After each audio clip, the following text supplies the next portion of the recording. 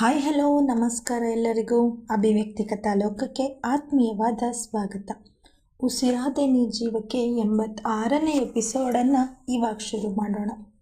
ನ್ಯಾಯಾಲಯದಲ್ಲಿ ಮೊಕದ್ದಮೆ ಪೂರ್ಣಗೊಳ್ಳುವವರೆಗೂ ಎಲ್ಲರೂ ಒಂದೇ ಮಿಸ್ಟರ್ ಮಿತ್ರ. ನೀವು ಅಪರಾಧಿ ಅಂತ ಈಗ ಮೇಲ್ನೋಟಕ್ಕೆ ಕಂಡು ಬರುತ್ತಿದ್ದರೂ ನಿಮ್ಮ ಪರವಾಗಿ ವಾದ ಮಂಡಿಸುವ ಹಕ್ಕು ನಮ್ಮ ಸಂವಿಧಾನ ನಿಮಗೆ ನೀಡಿದೆ.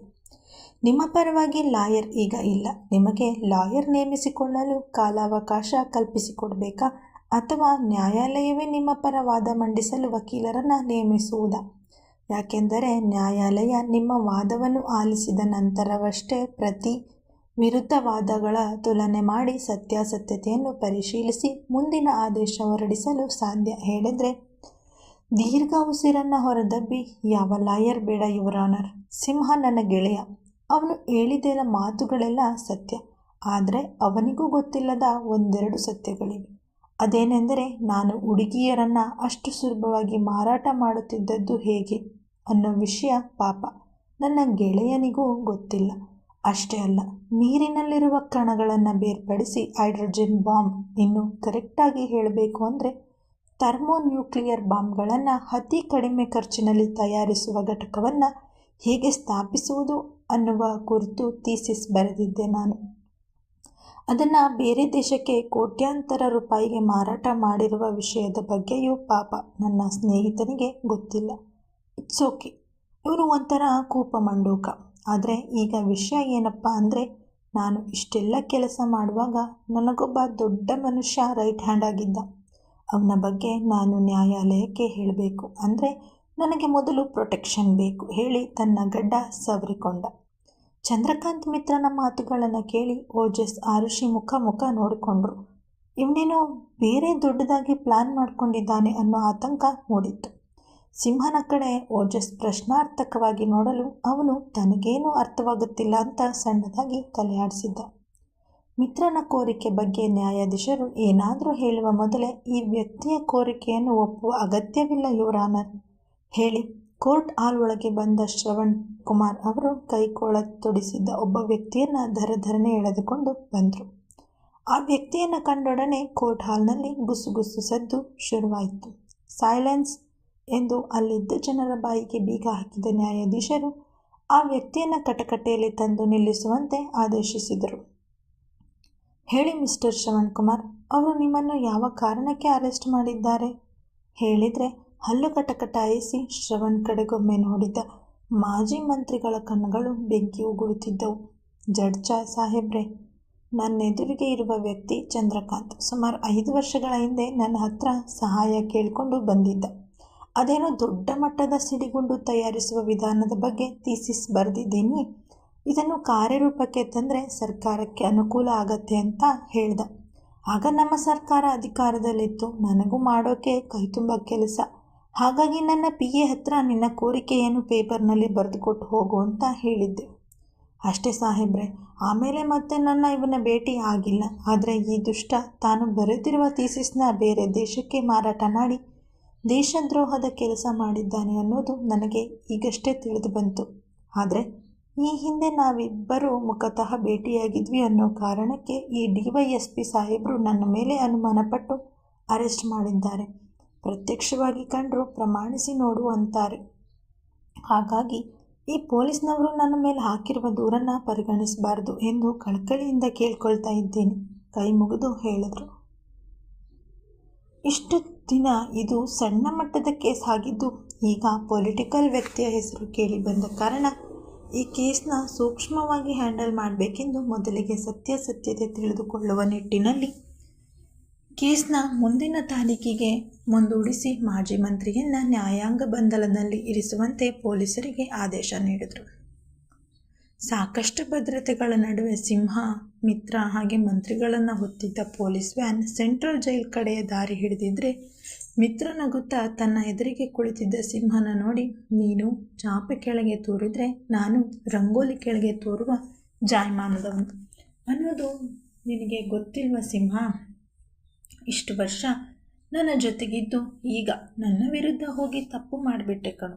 ಇನ್ನು ನೀನು ಈ ಮಂತ್ರಿ ಬದುಕಿದ್ರೆ ನನಗೆ ಕಷ್ಟ. ಅದಕ್ಕೆ ನಿಮ್ಮ ಪ್ಲ್ಯಾನ್ ಪ್ರಕಾರವೇ ಎಲ್ಲ ನಡೆದರೂ ಈ ಕತೆಗೆ ಕ್ಲೈಮ್ಯಾಕ್ಸ್ ಬರೆಯೋದು ಮಾತ್ರ ನಾನೇ ಕಣೋ ಹೇಳಿ ಕುಹಕವಾಗಿ ನಕ್ಕವನ ಮಾತು ಕೇಳಿ ಮಾಜಿ ಮಂತ್ರಿ ಮುಖದಲ್ಲಿ ಆತಂಕ ಉಂಟಾದರೆ ಸಿಂಹ ಅವನೆಡೆಗೆ ಸಣ್ಣ ನಗು ಬೀರಿ ನಾನು ಸಾಯಿಸೋಕ್ಕೂ ಸಿದ್ಧ ಮನದಲ್ಲೇ ಹೇಳಿಕೊಂಡ.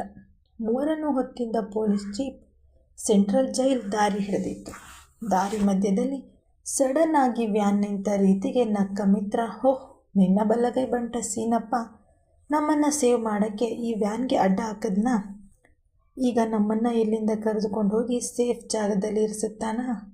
ನೀನು ಕೊಡುವ ಜುಜುಬಿ 20 ಲಕ್ಷ ಇಟ್ಕೊಂಡು ನಾನು ಪರಾರಿ ಆಗಬೇಕಾ ಏನು? ನಿನ್ನ ಆ ಸೂಟ್ ಕೇಸ್ನಲ್ಲಿ ಪೊಲೀಸ್ನವರು GPS ಫಿಕ್ಸ್ ಮಾಡಿಸಿದ್ದಾರಾ? ನೋಡು ಮರಿ, ಇದೆಲ್ಲ ತುಂಬ ಹಳೆಯ ಪ್ಲ್ಯಾನ್ ಆಯಿತು. ಹೇಳುವಾಗಲೇ ವ್ಯಾನ್ ಬಾಗಿಲುಗಳು ತೆರೆದುಕೊಂಡಿತ್ತು. 5-6 ಪೊಲೀಸ್ ಸಮವಸ್ತ್ರ ಧರಿಸಿದ ವ್ಯಕ್ತಿಗಳು ವ್ಯಾನ್ ಏರಿ, ಸರ್ ನಿಮ್ಮನ್ನು ಬೇರೆ ವೆಹಿಕಲ್ನಲ್ಲಿ ಕರೆದುಕೊಂಡು ಹೋಗುವಂತೆ ಶ್ರವಣ್ ಕುಮಾರ್ ಅವರು ಆದೇಶ ಮಾಡಿದ್ದಾರೆ, ಬನ್ನಿ ಸರ್ ಹೇಳಿ ಮಾಜಿ ಮುಖ್ಯಮಂತ್ರಿಯನ್ನು ಗಾಡಿಯಿಂದ ಇಳಿಸುತ್ತಲೇ ಅವರಿಗೆ ಹೋದ ಜೀವ ಬಂದಂತಾಗಿತ್ತು. ಮಿತ್ರ ಕೋಪದಲ್ಲಿ ತನ್ನನ್ನು ಮುಗಿಸಿಬಿಡುವ ವಿಚಾರ ಮಾತನಾಡಿದಾಗಿಂದ ಇವರ BP ಹೆಚ್ಚಾಗಿಬಿಟ್ಟಿತ್ತು. ಆದರೆ ಮಾಜಿ ಮಂತ್ರಿ ಜೈಕೇಶ್ ಅವರು ವ್ಯಾನ್ನಿಂದ ಹೊರ ಹೋಗುತ್ತಿದ್ದಂತೆ ಕೈಗೆ ಬೇಡಿ ಹಾಕಿದ್ರು.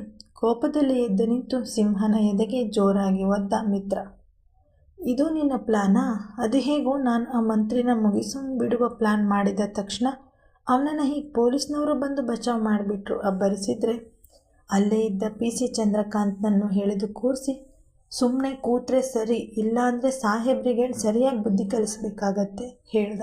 ಓಹ್, ಇಲ್ಲಿರುವ ಈ ಇಬ್ಬರು PCಗಳಿಂದ ಕರಾಮತ್ತಿರು, ನಮ್ಮ ಮಾತು ಕೇಳಿಸ್ಕೊಂಡು ಇಷ್ಟು ಬೇಗ ಆ ಮಂತ್ರಿನ ಬಚಾವ್ ಮಾಡಿಬಿಟ್ರಾ? ಇದೇ ಅಲ್ವಾ ನಮ್ಮ ದೇಶದ ಕಾನೂನಿನ ವ್ಯವಸ್ಥೆ. ಮನುಷ್ಯ ಅಪರಾಧ ಮಾಡಿದ್ದಾನೋ ಇಲ್ಲವೋ ಅನ್ನೋದನ್ನು ನೋಡಲ್ಲ ನಮ್ಮ ಕಾನೂನು. ಅವನ ಹತ್ರ ಎಷ್ಟು ಹಣ ಇದೆ, ಏನು ಸ್ವಾಭಿಮಾನ ಇದೆ, ಯಾರಿಗೆ ಎಷ್ಟು ತಾಕತ್ತಿದೆ, ಅದರ ಆಧಾರದ ಮೇಲೆ ಶಿಕ್ಷೆ ಕೊಡಬೇಕೋ ಬೇಡವೋ ತೀರ್ಮಾನ ಮಾಡ್ತಾರೆ. ಇದೇ ನಮ್ಮ ದೇಶದ ವಿಪರ್ಯಾಸ ಹೇಳ್ದ. 5 ವರ್ಷಗಳಿಂದ ರಾಜಾರೋಷವಾಗಿ ತಾನು ಅಪರಾಧ ಮಾಡ್ತಿದ್ರು ಸ್ವತಂತ್ರವಾಗಿ ಓಡಾಡಿಕೊಂಡಿದ್ದವನು ಈಗ ಜೈಲಿಗೆ ಹೋಗಿಬಿಟ್ರೆ ಮುಂದೆ ಹೇಗೆ ತಪ್ಪಿಸಿಕೊಳ್ಳುವುದು ಎಂಬ ಯೋಚನೆ ಶುರುವಾಗಿತ್ತು. ಈಗ ಸಿಂಹನ ಸಹಾಯ ಪಡೆಯುವುದೊಂದೇ ದಾರಿ, ಅಲ್ಲದೆ ಒಂದು ಸಲ ಪೊಲೀಸರ ಕೈಯಿಂದ ತಪ್ಪಿಸಿಕೊಂಡ್ರೆ ಆಯಿತು.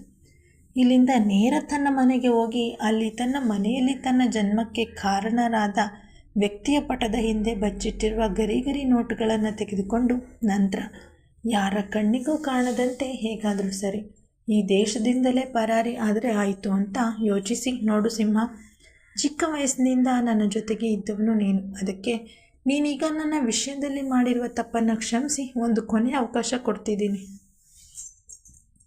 ಹೇಗಾದರೂ ಮಾಡಿ ನನಗೆ ಇಲ್ಲಿಂದ ತಪ್ಪಿಸ್ಕೊಂಡು ಹೋಗೋಕ್ಕೆ ಅವಕಾಶ ಮಾಡಿಕೊಡು.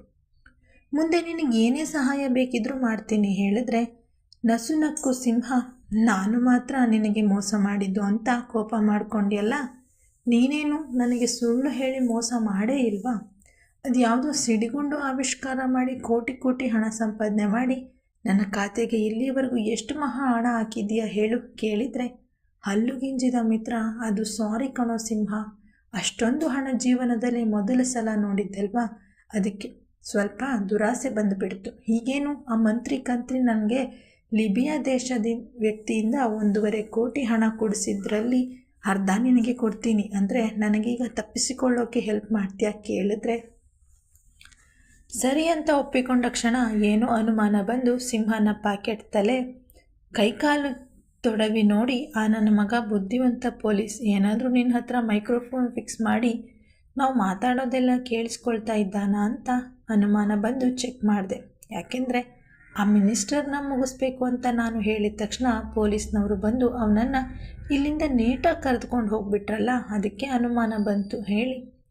ಈಗ ಸಿಂಹನ ಪಕ್ಕಕ್ಕೆ ಅವನಿಗೆ ಅಂಟಿಕೊಂಡಂತೆ ಕುಳಿತು ನಾನು ಎದುರಿಗೆ ಕುಳಿತಿದ್ದಾಗ ನಿನ್ನ ಎದುರಾಳಿಯಾಗಿದ್ದೆ. ಈಗ ನಿನ್ನ ಪಕ್ಕ ಕೂತೆ, ಅಲ್ಲಿಗೆ ಮತ್ತೆ ಸ್ನೇಹಿತ ಆದೆ. ನೋಡು ಸಿಂಹ, ನಿನ್ನ ಮಗಳು ಏನು ಹೇಳು ಅವಳ ಹೆಸರು? ಬೆಳಕು.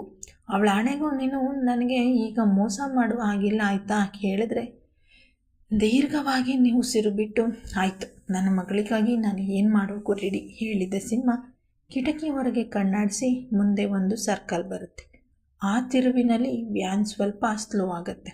ಅಲ್ಲೇ ಮೂಲೆಯಲ್ಲಿ ನನ್ನ ಕಾರ್ನಲ್ಲಿ ಸೀನಪ್ಪ ನಿನಗೋಸ್ಕರ ರೆಡಿಯಾಗಿ ಕಾಯ್ತಾ ಇರ್ತಾರೆ. ನೀನು ಹೇಗಾದರೂ ಮಾಡಿ ವ್ಯಾನ್ನಿಂದ ಜಂಪ್ ಮಾಡಿ ಕಾರ್ ಹತ್ರ ಓಡಿ ಹೋಗು. ಅದಾದ ಮೇಲೆ ನೀನು ಫ್ರೀ ಬರ್ಡ್. ಆದರೆ ನೆನಪಿರಲಿ, ನಾನು ಹೀಗೆ ಮಾಡ್ತಾ ಇರೋ ಸಹಾಯಕ್ಕೆ ಮುಂದೆ ಎಂದಾದರೂ ನಿನ್ನ ಹತ್ರ ಪ್ರತ್ಯುಪಕಾರ ಕೇಳ್ತೀನಿ ಹೇಳಿದ್ರೆ ಸಿಂಹನ ಭುಜಕ್ಕೆ ಸಣ್ಣದಾಗಿ ಗುದ್ದಿ, ಆಯಿತು ಮೈ ಡಿಯರ್ ಬ್ರದರ್ ಇನ್ಲಾ, ನಿನಗೆ ನನ್ನಿಂದ ಏನೇ ಹೆಲ್ಪ್ ಬೇಕಿದ್ರೂ ಕೇಳು, ಮಾಡ್ತೀನಿ ಹೇಳಿದವನು ಈಗ ಸರ್ಕಲ್ ಬಳಿ ವ್ಯಾನ್ ಸ್ಲೋ ಆಗ್ತಿದ್ದಂತೆ ವ್ಯಾನ್ ಬಾಗಿಲ ಕಡೆಗೆ ಹೋಗಿ ನಿಂತ. ಹೇಯ್, ಹೋಗಿ ಕೂತ್ಕೋ, ಪಿ ಸಿ ಜೋರು ಮಾಡಿದರೆ ಸಿಂಹ ಎದ್ದು ನಿಂತು ಇಬ್ಬರು ಪೊಲೀಸ್ ಪಿ ಸಿಗಳ ಮೇಲೆ ಎರಗಿ, ಮಗ ಬೇಗ ತಪ್ಪಿಸ್ಕೊ ಎಂದು ಕೂಗಾಕ್ತ. ವ್ಯಾನ್ ಡೋರ್ ಲಾಕ್ ಆಗಿರುತ್ತೆ ಅಂತ ಡೋರ್ ಹ್ಯಾಂಡಲ್ನ ಜೋರಾಗಿ ಅದು ಮುತ್ತ ಸಲೀಸಾಗಿ ಬಾಗಿಲು ತೆರೆದುಕೊಂಡು ಬಿಟ್ಟಿತ್ತು. ಸಿಂಹ, ಇದೇನು ಬಾಗಿಲು ಲಾಕ್ ಮಾಡೇ ಇಲ್ವಾ? ನನ್ನಂತಹ ಖತರ್ನಾಕ್ ವಿಲನ್ ಇರುವ ಗಾಡಿಯನ್ನು ಲಾಕ್ ಮಾಡಿಲ್ಲ ಅಂದರೆ ಯಾಕೋ ಅನುಮಾನ ಬರ್ತಿದೆ, ಎಲ್ಲೋ ಏನೋ ಮಿಸ್ ಹೊಡಿತಾ ಇದೆ ಹೇಳಿದ್ರೆ ಸಿಂಹ ಇಬ್ಬರು ಪಿಸಿಗಳ ಕೊರಳನ್ನು ಬಳಸಿ ಹಿಡಿದು ನಿಂತಿದ್ದವನು ಆ ಮಾಜಿ ಮಂತ್ರಿಯನ್ನು ವ್ಯಾನ್ನಿಂದ ಇಳಿಸ್ಕೊಂಡು ಹೋಗೋ ಬರದಲ್ಲಿ ಬಾಗಿಲನ್ನು ಲಾಕ್ ಮಾಡಿಲ್ಲ ಅನಿಸುತ್ತೆ. ಹೀಗೇನು ನೀನು ತಪ್ಪಿಸ್ಕೊಳ್ತೇ ಇಲ್ವಾ ಕೇಳಿದ್ರೆ, ಸರ್ಕಲ್ನಲ್ಲಿ ವ್ಯಾನ್ ಸ್ಲೋ ಆಗುತ್ತಲೇ, ನಾ ಹೊರಟೆ ಸಿಂಹ, ನೋಡೋಣ ಬದುಕಲ್ಲಿ ಮತ್ತೆ ಹೇಗೆ ಮೀಟ ಮಾಡ್ತೀವೋ ಗೊತ್ತಿಲ್ಲ ಹೇಳಿ ವ್ಯಾನ್ನಿಂದ ಜಂಪ್ ಮಾಡಿದವನು ನೇರ ಸಿಂಹನ ಬಿಳಿ ಬಣ್ಣದ ಮಹೇಂದ್ರ ಸ್ಕಾರ್ಪಿಯೋ ಕಾರನ್ನು ಗುರುತು ಹಿಡಿದು ಅತ್ತ ಕಡೆಗೆ ದೌಡಾಯಿಸಿದ. ಸೀನಪ್ಪನವರ ಎದುರಿಗೆ ನಿಂತು ಕೈಗಳಿಗೆ ಹಾಕಿರುವ ಕೋಳವನ್ನು ಹೇಗಾದರೂ ಮಾಡಿ ಕಳಚು ಅಂದು ಆದೇಶ ಹೊರಡಿಸಿದ. ಒಂದು ಚೂಪಾದ ಕಲ್ಲಿನ ಸಹಾಯದಿಂದ ಕೈ ಕೊಳವನ್ನು ತೆರಳುಗೊಳಿಸುತ್ತಲೇ ಸೀನಪ್ಪನವರು ಹಿಂದಕ್ಕೆ ಹೋಗಿ ಬೀಳುವಂತೆ ನೂಕಿದ ಮಿತ್ರ ಕಾರ್ ಏರಿ ಅದನ್ನು ತಾನೇ ಡ್ರೈವ್ ಮಾಡುತ್ತಾ ನೇರ ತನ್ನ ಮನೆಯ ದಾರಿ ಹಿಡಿದ.